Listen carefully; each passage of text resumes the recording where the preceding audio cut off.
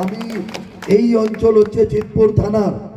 আমি থানার সমস্ত আধিকারিকদের বলে রেখেছি, এলাকায় কেউ যদি রাজনৈতিক দলের পতাকা নিয়ে কারোর দোকানে, কারোর বাড়িতে, কারোর ক্লাবে যদি যায়, পয়সা চায়, বাড়ি দখল, ক্লাব দখল, ঘর দখল করতে চায়, আপনারা সরাসরি তার হাতে যদি আমার দলের ঝান্ডাও থাকে, তাকে পুলিশ গ্রেপ্তার করবে।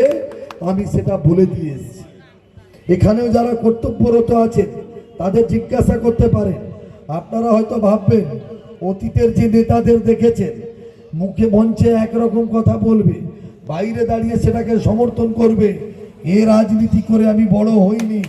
আমি বড় হয়েছি ডক্টর শ্যামাপ্রসাদ মুখার্জির আদর্শে অনুপ্রাণিত হয়ে আমি রাজনীতি করতে এসেছি।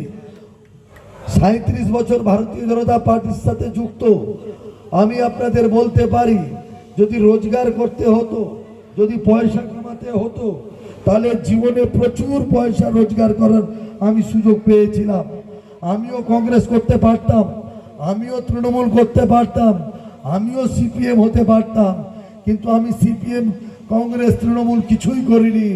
আমি আমার দলকে আমার দলের আদর্শে অনুপ্রাণিত হয়ে আমি আমার দলটি করেছি।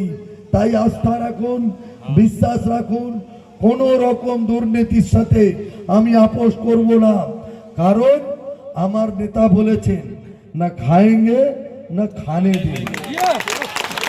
আমি যেটুকু রোজগার করি সেই রোজগারে আমি আমার 2 কন্যা সন্তানকে নিয়ে অত্যন্ত আনন্দের সঙ্গে আছি। আমার এমন কোনো কাজ করব না, অসৎ পথের পয়সা আমার দরকার নেই। কারণ মেয়েরা বিয়ে করবে, নিজের বাড়ি যাবে। আমি ওই দুর্নীতির পয়সা করবোটা কি? আমার কোনো দুর্নীতির পয়সার দরকার নেই।